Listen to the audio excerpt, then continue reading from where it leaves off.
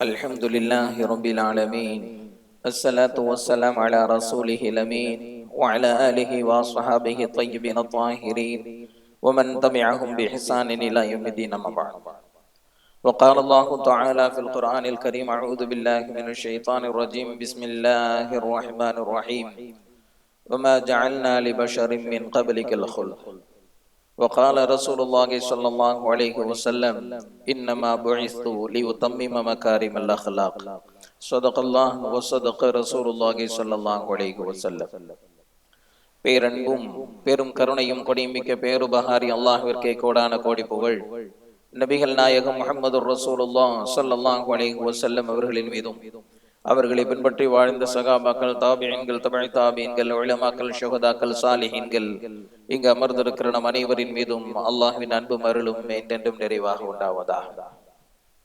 அல்லாஹ்வின் கிருபையால் அவனுடைய பொருத்தத்தை நாடியவர்களாக அவனுடைய மாளிகையில் இஅ்திகாஃப் நிய்யத்தோடு அமர்ந்திருக்கிற மார்க்க நண்பர்களே, அல்லாஹு ஜல்ல ஷானஹு தஆலா எந்த நல்ல விஷயங்களை தங்களுடைய வாழ்க்கையில் ஏற்று நடக்கும்படி கட்டளையிட்டுள்ளானோ அந்த விஷயங்களை தங்களுடைய வாழ்க்கையில் ஏற்று நடக்கும்படியும், எந்த விஷயங்களை விட்டு விலகி இருக்கும்படி கட்டளையிட்டுள்ளானோ அந்த விஷயங்களை விட்டு விலகி இருக்கும்படியும் எனக்கும் உங்களுக்கும் தக்வாவை கொண்டு, இறை அச்சத்தை கொண்டு நசீஹத்து செய்தவனாக எனது உரையை ஆரம்பம் செய்கிறேன்.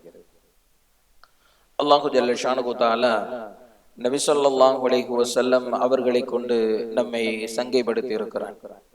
நபி ஸல்லல்லாஹு அலைஹி வஸல்லம் அவர்கள் எப்படி அற்புதங்களோடும் மகத்துவத்தோடும் மாண்போடும் வாழ்ந்தார்களோ, அதே போன்று அற்புதங்களோடும் மாண்போடும் மகத்துவத்தோடும் தான் இந்த உலகை விட்டு மறைந்தார்கள்.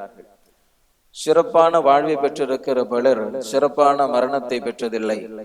சிறப்பான மரணத்தை பெற்றிருக்கிற பலர் சிறப்பாக வாழ்ந்ததில்லை. ஆனால் நபி ஸல்லல்லாஹு அலைஹி வஸல்லம் அவர்கள் மட்டும்தான் பரிசுத்தமாக வாழ்ந்தார்கள். பரிசுத்தமாகவே இந்த உலகை விட்டு மறைந்திருக்கிறார்கள். அல்லாஹு ஜல்ல ஷானஹு தஆலா தன்னுடைய ஹபீப் நபி ஸல்லல்லாஹு அலைஹி வஸல்லம் அவர்களுக்கு தன்னை சந்திப்பதற்குண்டான நாள் நெருங்கிவிட்டதையும் காட்டினான்.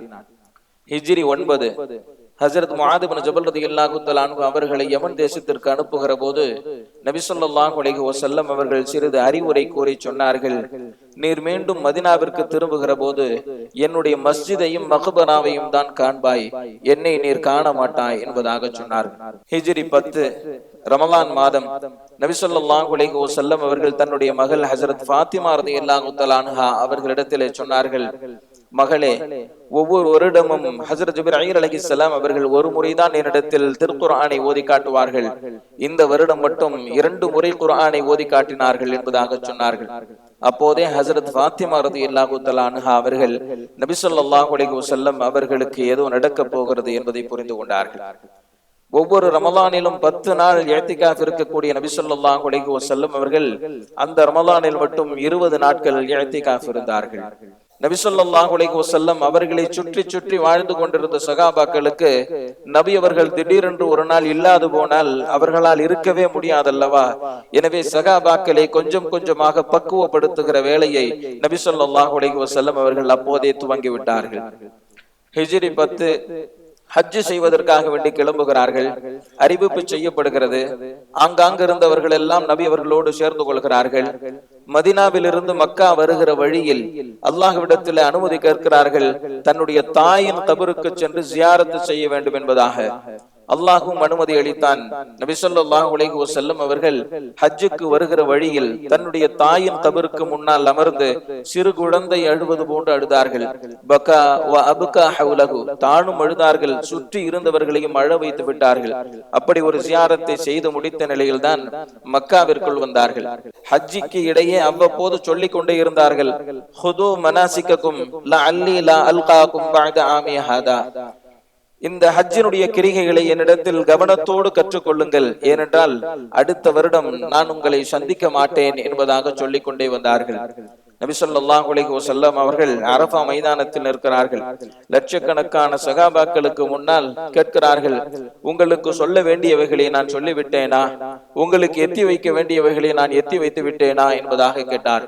மொத்த சகாபாக்களும் சொன்னார்கள், பல்லகத வ நஸஹ்த யா ரசூலல்லாஹ், நபி அவர்களே, நீங்கள் அனைத்தையும் எத்தி வைத்து விட்டீர்கள், எங்களுக்கு சொல்ல வேண்டிய எல்லா நற்போதனைகளையும் நீங்கள் நிறைவாக சொல்லிவிட்டீர்கள் என்பதாக சொன்னார்கள். நபி ஸல்லல்லாஹு அலைஹி வஸல்லம் அவர்கள் வானத்தின் பக்கம் கையை உயர்த்தி, அல்லாஹும்ம ஷஹத், அல்லாஹும்ம ஷஹத், அல்லாஹும்ம ஷஹத், யா அல்லாஹ், நீயே சாட்சியாக இரு, நீயே சாட்சியாக இரு, நீயே சாட்சியாக இருப்பாயாக என்பதாக சொன்னார்கள்.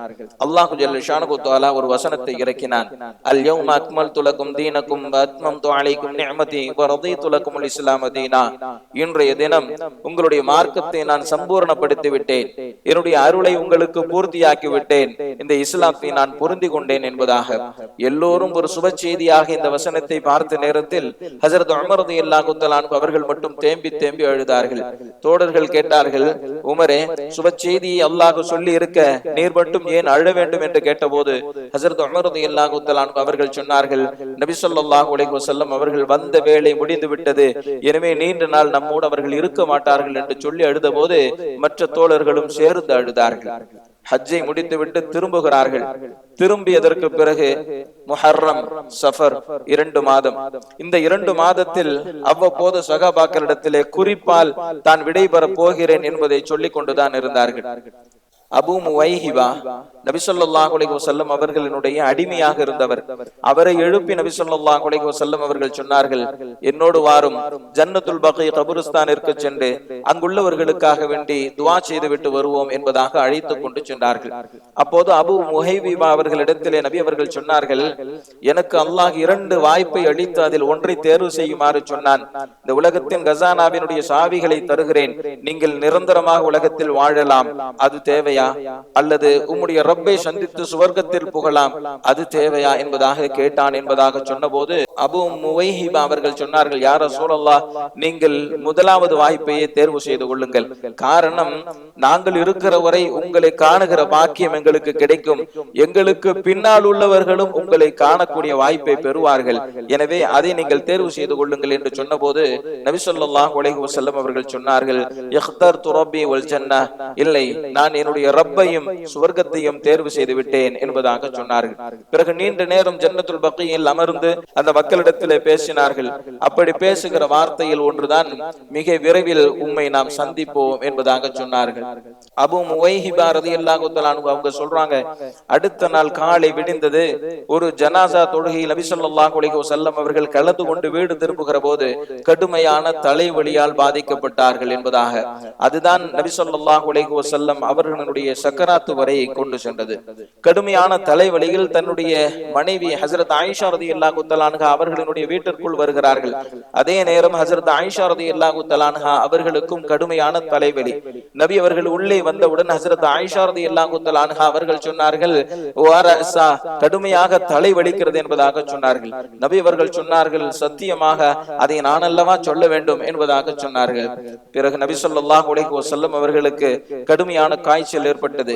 நபி அவர்கள் சொன்னார்கள், இருவருக்கு எந்த அளவிற்கு கடுமையாக காய்ச்சல் அடிக்குமோ அது போன்று எனக்கும் இருக்கிறது என்பதாக சொன்னார்கள். நற்கூலியும் நபிமார்களுக்கு 2 மடங்கு, சோதனைகளும் நபிமார்களுக்கு 2 மடங்கு என்கின்ற அடிப்படையில் கடினமான காய்ச்சலால் பாதிக்கப்பட்டார்கள். அந்த நேரத்திலே தொழுகைக்கு வர முடியவில்லை. ஒருபுறம் ஹஜ்ரத் ஃபதுல் இப்னு அப்பாஸ் ரலியல்லாஹு தஆலா அன்ஹு அவர்களும், இன்னொரு புறம் ஹஜ்ரத் அலி ரலியல்லாஹு தஆலா அன்ஹு அவர்களும் நபி அவர்களை தாங்கிக் கொண்டு தொழுகைக்கு அழைத்து வருவார்கள். அவர்களினுடைய ஒரு கால் தரையில் இழுத்த வண்ணம் தொழுகைக்கு வந்தார்கள். அதே நிலையில் தொட வைத்துக் கொண்டும் இருந்தார்கள். சரியாக 1 வாரம் இருக்கக்கூடிய நிலையில் ஒரு நாள் தொழுகை முடிந்ததற்கு பிறகு சகாபாக்களை ஒன்று கூட்டினார்கள்.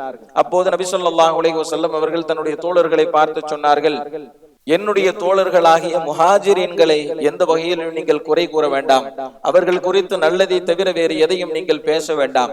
என்னுடைய தோழர்கள் அன்சாரிகள், அவர்கள் குறித்து நீங்கள் தவறாக எண்ண வேண்டாம், அவர்களை குறை கூறி பேச வேண்டாம். அவர்கள் உங்களுக்கு ஏதாவது நன்மை செய்தால் நீங்கள் அவர்களுக்கு உபகாரத்தோடு நடந்து கொள்ளுங்கள். அவர்களால் உங்களுக்கு ஏதேனும் தீங்கு ஏற்பட்டது என்று சொன்னால் அவர்களை நீங்கள் மன்னித்து விடுங்கள் என்பதாக சொன்னார்கள். என்னுடைய தோழர் ஹஜ்ரத் அபூபக்கர் ரலியல்லாஹு தஆலா அன்ஹு அவர்கள் எவ்வளவு சிறப்பிற்குரியவர்கள் தெரியுமா? அல்லாஹ்வே எனக்கு உற்ற தோழன், இந்த உலகத்தில் உற்ற தோழனாக நான் ஹஜரத் அபூபக்கர் ரலியல்லாஹு தஆலா அன்ஹு அவர்களையே தேர்வு செய்து கொண்டேன் என்பதாக சொன்னார்கள். உலகத்தில் எல்லோருக்கும் அவர்களுக்கான பிரதி உபகாரத்தை செய்து விட்டேன், ஆனால் ஹஜரத் அபூபக்கர் ரலியல்லாஹு தஆலா அன்ஹு அவர்களுக்கு மட்டும் பிரதி உபகாரத்தை என்னால் செய்ய முடியவில்லை என்பதாக சொன்னார்கள். எல்லோரும் வந்து செல்லக்கூடிய வாசல்களை அடைத்து விடுங்கள், ஹஜரத் அபூபக்கர் ரலியல்லாஹு தஆலா அன்ஹு அவர்கள் வந்து செல்லக்கூடிய வாசலை மட்டும் நீங்கள் அடைக்க வேண்டாம் என்பதாக நபி ஸல்லல்லாஹு அலைஹி வஸல்லம் அவர்கள் சொல்லி அந்த சபையை முடித்தார்கள். இன்னொரு நாள் தொழுகைக்கு பிறகு நபி ஸல்லல்லாஹு அலைஹி வஸல்லம் அவர்கள், ஏதேனும் நான் உங்களுக்கு செய்திருந்தால் அதற்கு நீங்கள் பழி தீர்த்துக் கொள்ளுங்கள், உங்களிடத்திலே நான் கடன் வாங்கி இருந்தால் அதை கேட்டு பெற்றுக் கொள்ளுங்கள், உங்களை நான் அடித்திருந்தால் திருப்பி அடித்துக் கொள்ளுங்கள், உங்களை நான் திட்டி இருந்தால் என்னை நீங்கள் திட்டி விடுங்கள் என்று சொல்லிவிட்டு, அல்லாஹ்வின் தூதர் என்று விட்டு தர வேண்டாம், விட்டு தரக்கூடியவரை விட கேட்டு பெறுபவர்களையே நான் அதிகம் விரும்புகிறேன் என்பதாக சொன்னார்கள். அப்போதுதான் சகாபாக்களில் ஒருவர் எழுந்தார், யா ரசூலுல்லாஹ், என்னிடத்திலே 3 திர்ஹத்தை நீங்கள் வாங்கியிருந்தீர்கள், அதை திரும்ப தரவில்லை என்பதாக சொன்னார்கள். நபி ஸல்லல்லாஹு அலைஹி வஸல்லம் அவர்கள் அது எப்போது என்று ஞாபகப்படுத்துங்கள் என்பதாக சொன்னார்கள். அப்போது அந்த சகாபி சொன்னார், ஒருவர் உங்களிடத்திலே உதவி கேட்டு வந்தார், உங்களிடத்திலே தருவதற்கு ஒன்றுமில்லை, அருகில் நான் இருந்தேன், என்னை அழைத்து உன்னிடத்தில் என்ன இருக்கிறது என்று கேட்டீர்கள், 3 திர்ஹம் இருக்கிறது என்பதாக சொன்னேன், அதை வாங்கி அவரிடத்திலே தந்தீர்கள் என்று சொன்னபோது தன்னுடைய பெரிய தந்தையின் மகனார் ஹஜரத் ஃபதுல் இப்னு அப்பாஸ் ரலியல்லாஹு தஆலா அன்ஹு அவர்களை அழைத்து இவருக்கு தர வேண்டிய 3 திர்ஹத்தை தந்து விடுங்கள் என்பதாக சொன்னார்கள். இன்னொருவர் எழுந்தார், பைத்துல் மாலில் இருந்து நான் 3 திர்ஹத்தை எடுத்து விட்டேன் என்பதாக சொன்னார். அப்போது நபி ஸல்லல்லாஹு அலைஹி வஸல்லம் அவர்கள் ஏன் அவ்வாறு செய்தீர்கள் என்று கேட்டபோது, நான் மிகவும் சிரமத்தில் இருந்தேன், வேறு வழியின்றி அதை எடுத்து விட்டேன் என்பதாக சொன்னார்கள். அப்போது நபி ஸல்லல்லாஹு அலைஹி வஸல்லம் அவர்கள் அந்த 3 திர்ஹத்தை கொண்டு வந்து பைத்துல் மாலிலே சேர்த்து விடுங்கள் என்பதாக கட்டளையிட்டார்கள். இன்னொருவர் எழுந்தார், நபி ஸல்லல்லாஹு அலைஹி வஸல்லம் அவர்களிடத்திலே சொன்னார், யா ரசூலல்லாஹ், என்னை நீங்கள் ஒரு முறை சாட்டையால் அடித்து விட்டீர்கள் என்பதாக சொன்னார். நபி ஸல்லல்லாஹு அலைஹி வஸல்லம் அவர்கள் ஹஜ்ரத் உகாஸா ரலியல்லாஹு தஆலா அன்ஹு அவர்களை அருகில் அழைத்து என்ன சொல் என்பதாக சொன்னார்கள். அப்போது அவர் சொன்னார், யா ரசூலல்லாஹ், நீங்கள் ஒட்டகத்தின் மீது இருந்தீர்கள், நான் பின்னால் அமர்ந்திருந்தேன், ஒட்டகத்தை ஓங்கி சாட்டையால் அடிக்கிற போது என்னுடைய முதுகிலும் அதனுடைய கயிறு பட்டது என்பதாக சொன்னார்கள். ஹஜ்ரத் ஃபதுல் இப்னு அப்பாஸ் ரலியல்லாஹு தஆலா அன்ஹு அவர்களை அழைத்து, என்னுடைய மகளார் ஹஜ்ரத் ஃபாத்திமா ரலியல்லாஹு தஆலா அன்ஹா அவர்களினுடைய வீட்டில் அந்த சாட்டை இருக்கிறது, அதை எடுத்து வாருங்கள் என்பதாக சொன்னார். சாட்டை எடுத்து வரப்படுகிறது.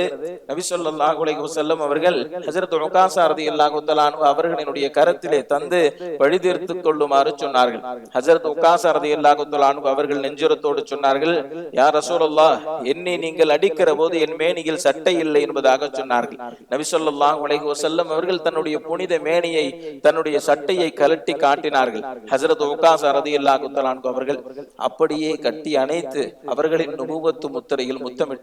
யா ரசூலல்லாஹ், உங்களை பழிதீர்க்கும் எண்ணம் எங்களுக்கு வருமோ, இதை எப்படியாவது முத்தமிட வேண்டும் என்று எனக்கு அலாதியான ஆசை, இதையே நான் சந்தர்ப்பமாக கருதினேன் என்பதாக ஹஜ்ரத் உகாஸா ரலியல்லாஹு தஆலா அன்ஹு அவர்கள் நுபுவத் என்னும் முத்திரையை முத்தமிடுகின்ற பாக்கியத்தை பெற்றார்கள்.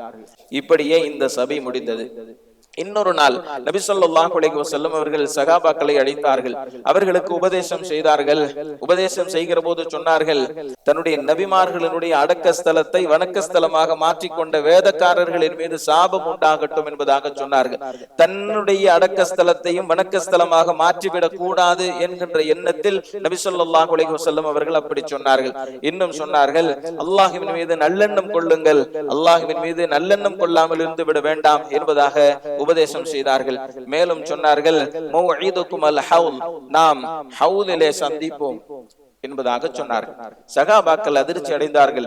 நபி அவர்களை பார்த்து கேட்டார்கள், யா ரசூலல்லாஹ், எங்களை விட்டு விடை பெற போகிறீர்களா என்பதாக. ஆம் என்பதாக சொன்னார்கள். அப்படி என்றால் உங்களை யார் குளிப்பாட்டுவது என்பதாக கேட்டார்கள். என்னுடைய குடும்பத்தார்கள் குளிப்பாட்டட்டும் என்பதாக சொன்னார்கள். எப்படி கஃனிடுவது என்பதாக கேட்டார்கள்.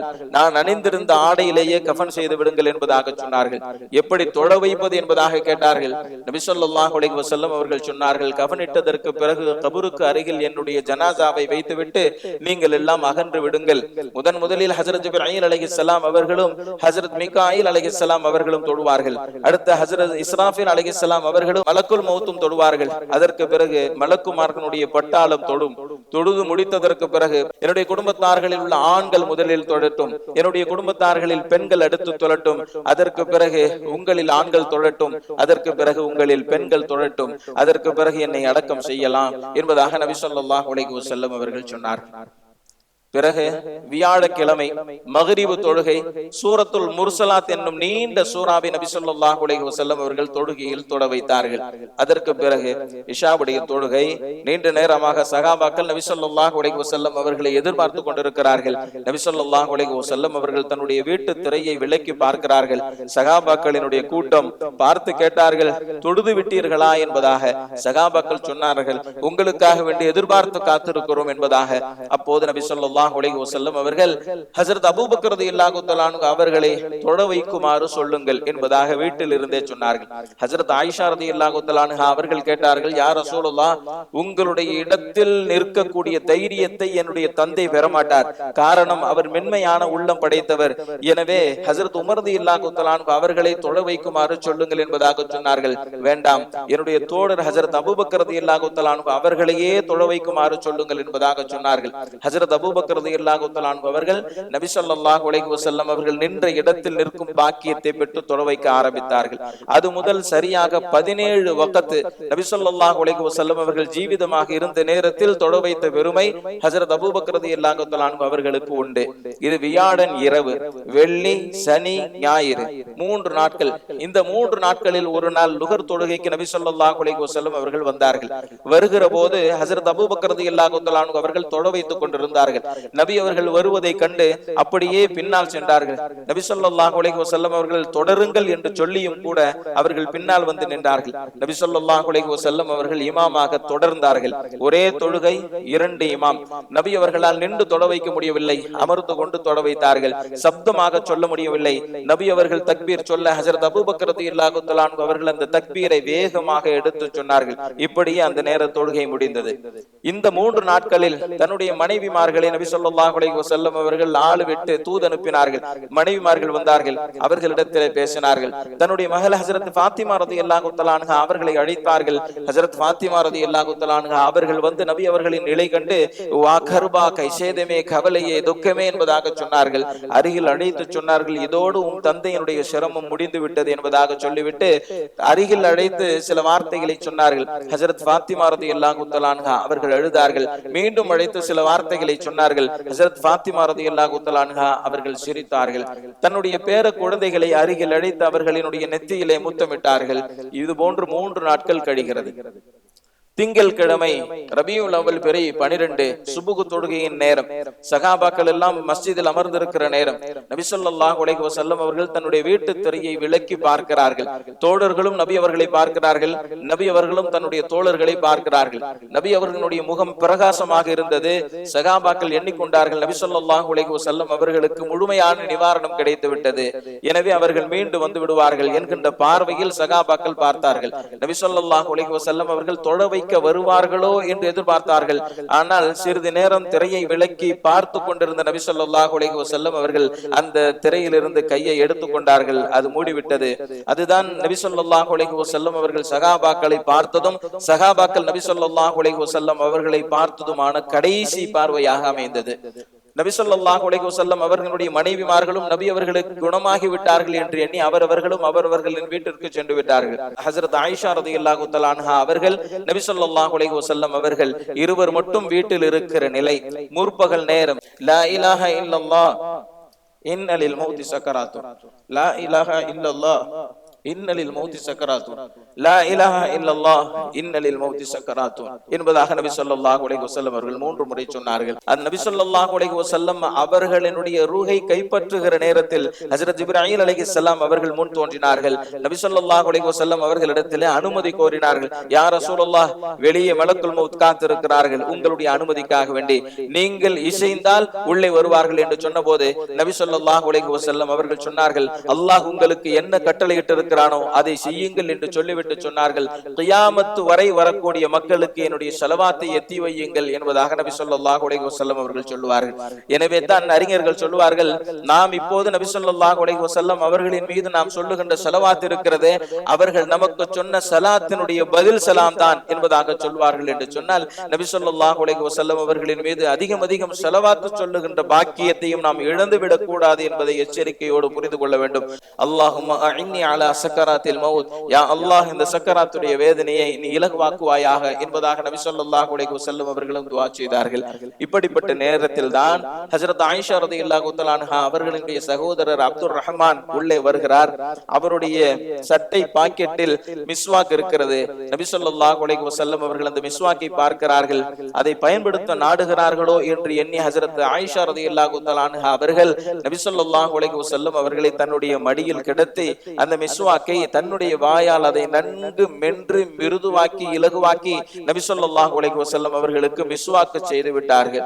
நபி ஸல்லல்லாஹு அலைஹி வஸல்லம் அவர்கள் மிஸ்வாக் செய்ததற்கு பிறகு அவர்களுக்கு வருகின்ற சக்கராத்தை பார்த்து ஹஜ்ரத் ஆயிஷா ரலியல்லாஹு தஆலா அன்ஹா அவர்கள் துஆ செய்கிற போது நபி ஸல்லல்லாஹு அலைஹி வஸல்லம் அவர்கள் சொன்னார்கள், நான் எதிர்பார்ப்பதெல்லாம் ஜிப்ரீல் வ மீகாயில் வ இஸ்ராஃபீல், நான் ஜிப்ரீல் அலைஹிஸ்ஸலாம் அவர்களோடு, ஹஜ்ரத் மீகாயில் அலைஹிஸ்ஸலாம் அவர்களோடு, ஹஜ்ரத் இஸ்ராஃபீல் அலைஹிஸ்ஸலாம் அவர்களோடு இணைய விரும்புகிறேன்.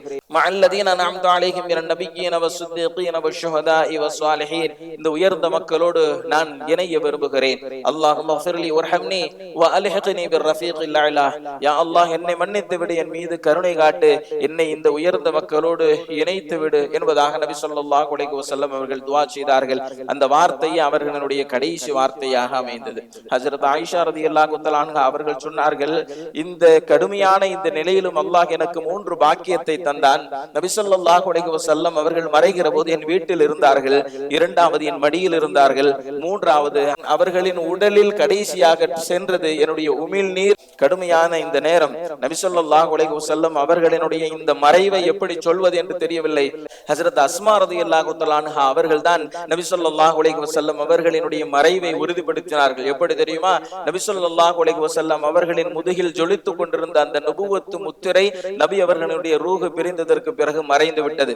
அது யாரும் கவனிக்காத நேரத்தில் ஹஜ்ரத் அஸ்மா ரலியல்லாஹு தஆலா அன்ஹா அவர்கள் மட்டும் அதை சரியாக கவனித்து நபி அவர்களின் முதுகில் அந்த முத்திரை மறைந்து விட்டது. எனவே நபி ஸல்லல்லாஹு அலைஹி வஸல்லம் அவர்கள் நம்மை விட்டு மறைந்து விட்டார்கள் என்று அவர்களின் மறைவை உறுதிப்படுத்தினார்கள்.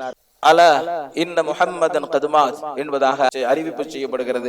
அறிவிப்பு செய்யப்பட்டதற்கு பிறகு தாங்கிக் கொள்ளவோ புரிந்து கொள்ளவோ சஹாபாக்களால் முடியவில்லை.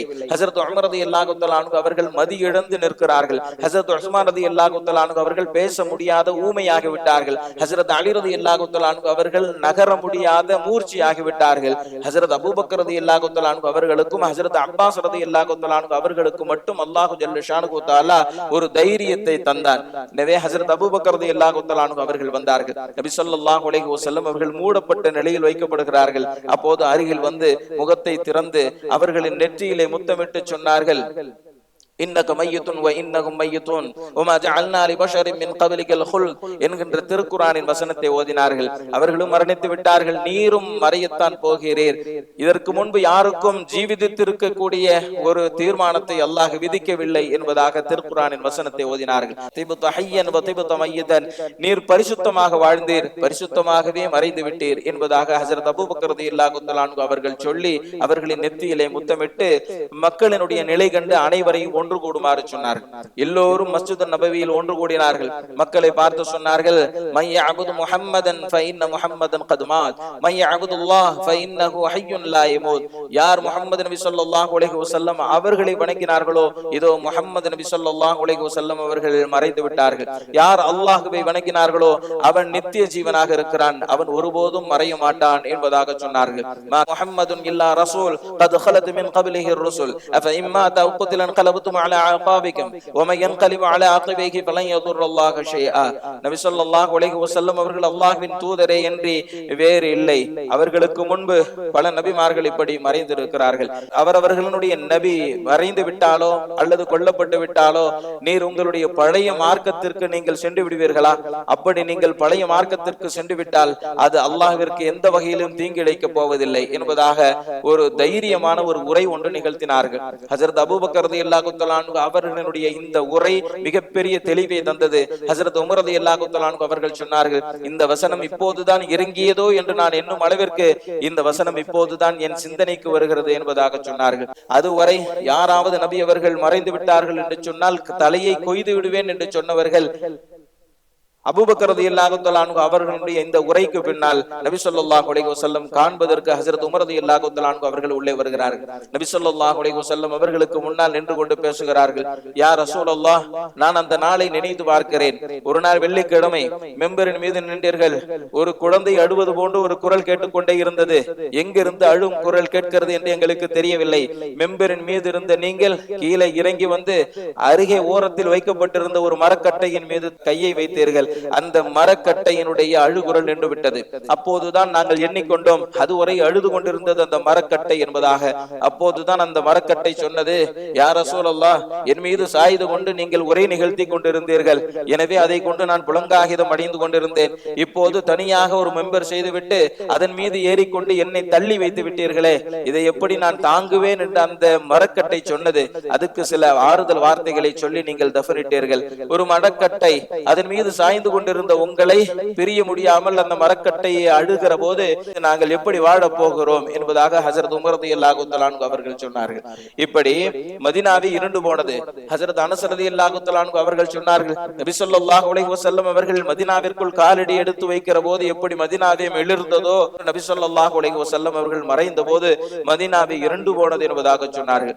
என்ன செய்வது என்று யாருக்குமே தெரியவில்லை. நபி ஸல்லல்லாஹு அலைஹி வஸல்லம் அவர்கள் சொல்லி இருந்தாலும் அவைகள் நினைவிற்கு வரவில்லை. அல்லாஹ் ஒரு காரியம் செய்தான். ஒரு அசரீரி சப்தத்தை கொண்டு வழிகாட்டினான். அடுத்து என்ன செய்ய வேண்டும், எப்படி அறிவிப்பு செய்ய வேண்டும், யார் குளிப்பாட்ட வேண்டும், எப்படி கஃனிட வேண்டும், எப்படி தொலை வைக்கப்பட வேண்டும் என்கின்ற ஒரு அசரீரி சப்தம் கேட்டுக்கொண்டே இருந்தது. நபி ஸல்லல்லாஹு அலைஹி வஸல்லம் அவர்களுக்கு குழி தோண்ட வேண்டும் அல்லவா, என்ன செய்வது? நடுக்குழி தோண்டுகிற வழக்கமும் உள்குழி தோண்டக்கூடிய வழக்கமும் இருந்தது. எந்த குழியை நபி ஸல்லல்லாஹு அலைஹி வஸல்லம் அவர்களுக்கு தோண்டுவது என்று தெரியவில்லை. ஹஜ்ரத் அப்பாஸ் ரலியல்லாஹு தஆலா அன்ஹு அவர்கள் அல்லாஹ்விடத்திலே துஆ செய்தார்கள். அக்காலத்தில் கபரை தோண்டுகின்ற இருவர் இருந்தார்கள், ஹஜ்ரத் அபூ உபைதா, ஹஜ்ரத் அபூ தல்ஹா. அப்பாஸ் ரலியல்லாஹு தஆலா அன்ஹு அவர்கள் இருவரையும் அழைப்பதற்கு ஆள் அனுப்பினார்கள். அந்த இருவரையும் சேர்ந்து போய் பார்க்கிற போது அங்கே அபூ உபைதா இல்லை, அபூ தல்ஹா தான் இருந்தார். அபூ உபைதா மக்கா வாசி, அபூ தல்ஹா மதீனா வாசி. அபூ உபைதா நடுக்குழி தோண்டக்கூடியவர், அபூ தல்ஹா உட்குழி தோண்டக்கூடியவர். அல்லாஹ் ஜல்ல ஷானுஹு தஆலா நபி ஸல்லல்லாஹு அலைஹி வஸல்லம் அவர்களுடைய கபரை உட்குழி அமைப்பிலேயே நாடி இருக்கிறான் என்பதாக ஹஜ்ரத் அப்பாஸ் ரலியல்லாஹு தஆலா அன்ஹு அவர்கள் எண்ணி ஹஜ்ரத் அபூ தல்ஹா அவர்களையே வரவழைத்து அவர்களிடத்திலேயே கட்டளையிட்டார்கள். குழியே தோண்டப்பட்டது. நபி ஸல்லல்லாஹு அலைஹி வஸல்லம் அவர்களை ஹஜ்ரத் ஃபத்ல் இப்னு அப்பாஸ் ரலியல்லாஹு தஆலா அன்ஹு அவர்கள், ஹஜ்ரத் அலி ரலியல்லாஹு தஆலா அன்ஹு அவர்கள், ஹஜ்ரத் அப்பாஸ் ரலியல்லாஹு தஆலா அன்ஹு அவர்கள் குளிப்பாட்டினார்கள். நபி அவர்களை மலக்குமார்களும் குளிப்பாட்டினார்கள். அதற்கு பிறகு அவர்களினுடைய ஆடையிலேயே கஃன் செய்யப்பட்டது. பிறகு அவர்கள் தொட வைப்பதற்காக வேண்டி வைக்கப்பட்டார்கள். புதன்கிழமை நடு இரவு நபி ஸல்லல்லாஹு அலைஹி வஸல்லம் அவர்களை அடக்கம் செய்வதற்காக வேண்டி அவருடைய குடும்பத்தார்கள் கபருக்குள் இறங்கினார்கள். நபி ஸல்லல்லாஹு அலைஹி வஸல்லம் அவர்களை அடக்கம் செய்தார்கள். அடக்கம் செய்துவிட்டு திரும்புகிற போது ஹஜ்ரத் ஃபாத்திமா ரலியல்லாஹு தஆலா அன்ஹா அவர்கள் ஹஜ்ரத் அனஸ் ரலியல்லாஹு தஆலா அன்ஹு அவர்களை பார்த்து கேட்டார், அல்லாஹ்வின் தூதரை, என்னுடைய தந்தையை கபருக்குள் வைத்து மண்ணை அள்ளி போடுகிற தைரியம் எப்படி உங்களுக்கு வந்தது என்பதாக சொன்னார்கள். ஹஜ்ரத் அனஸ் ரலியல்லாஹு தஆலா அன்ஹு அவர்கள் சொன்னார்கள், மதீனா எப்படி பிரகாசமாக இருந்ததோ அந்த மதீனா இப்போது இருண்டு விட்டது, எங்களுடைய உள்ளம் இப்போது மறுத்து போய்விட்டது என்பதாக சொன்னார்கள். நபி ஸல்லல்லாஹு அலைஹி வஸல்லம் இல்லாத மதீனாவை காண முடியாமல் பல சகாபாக்கள் நோயுற்று போனார்கள். ஹஜ்ரத் அப்துல்லா இப்னு உனைஸ் ரலியல்லாஹு தஆலா அன்ஹு அவர்கள் வீட்டில் இருந்து வெளியே வரவே இல்லை. சில சகாபாக்கள் நபி அவர்கள் இல்லாத மதீனாவை காண முடியாமல் தன்னுடைய கண்களை குருடாக்கி கொண்டார்கள். சில சகாபாக்கள் நபி அவர்கள் இல்லாத மதீனாவில் நடக்க முடியாமல் வேறு தேசம் நோக்கி சென்று விட்டார்கள். இப்படி நபி ஸல்லல்லாஹு அலைஹி வஸல்லம் அவர்கள் இல்லாத இருண்டு போன மதீனாவை சகாபாக்களால் காண முடியவில்லை. இப்படித்தான் நபி ஸல்லல்லாஹு அலைஹி வஸல்லம் அவர்களை அல்லாஹ் ஜல்ல ஷானுஹு தஆலா கண்ணியமாக, பரிசுத்தமாக, அற்புதம் உள்ளவர்களாக, மாண்பு மிக்கவர்களாக வாழவும் வைத்தான். நபி ஸல்லல்லாஹு அலைஹி வஸல்லம் அவர்களை பரிசுத்தமானவர்களாக, மாண்பு மிக்கவர்களாகவே அவர்களை அழைத்தும் கொண்டான். ஹஜ்ரத் ஆயிஷா ரலியல்லாஹு தஆலா அன்ஹா அவர்கள் ஒரு கனவு கண்டதாக சொன்னார்கள். 3 சந்திரன் என்னுடைய வீட்டிற்குள் விழுந்து மறைவதை போன்று. ஹஜ்ரத் அபூபக்கர் ரலியல்லாஹு தஆலா அன்ஹு அவர்கள் விளக்கம் சொன்னார்கள், உம்முடைய வீட்டில் மிகச் சிறந்த 3 பேர் அடக்கப்படுவார்கள் என்பதாக. நபி ஸல்லல்லாஹு அலைஹி வஸல்லம் அவர்கள் ஹஜ்ரத் ஆயிஷா ரலியல்லாஹு தஆலா அன்ஹா அவர்களின் வீட்டில் அடக்கப்பட்டார்கள். அதோடு சேர்த்து ஹஜரத் அபூபக்கர் ரலியல்லாஹு தஆலா அன்ஹு அவர்களும் ஹஜரத் உமர் ரலியல்லாஹு தஆலா அன்ஹு அவர்களும் அடக்கப்பட்டு விட்டார்கள். அல்லாஹு ஜல்ல ஷானஹு தஆலா அவர்களை அற்புதங்களோடு வாழ வைத்தான் மட்டுமல்ல, அவர்களை அற்புதங்களோடே தன்னோடு அழைத்து கொண்டார். இவைகள் எல்லாம் நபி ஸல்லல்லாஹு அலைஹி வஸல்லம் அவர்களை அல்லாஹ் எப்படியெல்லாம் சங்கைப்படுத்தினான், சிறப்புப்படுத்தினான் என்பதை புரிந்து கொள்வதற்கு போதுமானது. அல்லாஹு ஜல்ல ஷானஹு தஆலா நபி ஸல்லல்லாஹு அலைஹி வஸல்லம் அவர்களை தலைவராக கொண்டு முன்மாதிரியாக கொண்டு வாழுகின்ற பாக்கியத்தை அல்லாஹ் நமக்கு வழங்கி இருக்கிறான் என்று சொன்னால் அது நாம் பெற்றிருக்கக்கூடிய பெரும் பேரு. அடிக்கடி நான் சொல்வதென்று, நபிமார்கள் கூட நபி ஸல்லல்லாஹு அலைஹி வஸல்லம் அவர்களின் உம்மத்துகளில் ஒருவராக இருந்திருக்கலாமே என்று ஆசைப்பட்டும் அவர்களுக்கு கிடைக்காத பெரும் பாக்கியம் அல்லாஹ் ஜல்ல ஷானஹு தஆலா நமக்கு வழங்கி இருக்கிறான். நபி ஸல்லல்லாஹு அலைஹி வஸல்லம் அவர்களினுடைய உம்மத்தாக நபி ஸல்லல்லாஹு அலைஹி வஸல்லம் அவர்களை முன்மாதிரியாக கொண்டு வாழுகிற ஒரு மனிதராக நம்மை ஆக்கியிருக்கிறான் என்று சொன்னால் இது நாம் அவர்களின் மீது பெற்றிருக்கக்கூடிய ஒரு பெரும் பாக்கியம். அல்லாஹு ஜல்ல ஷானஹு தஆலா கபூல் செய்து கொள்வானாக. வ ஆகிர் தஅவானா அல்ஹம்துலில்லாஹி ரப்பில் ஆலமீன். அஸ்ஸலாமு அலைக்கும் வரஹ்மத்துல்லாஹி வபரகாத்துஹு.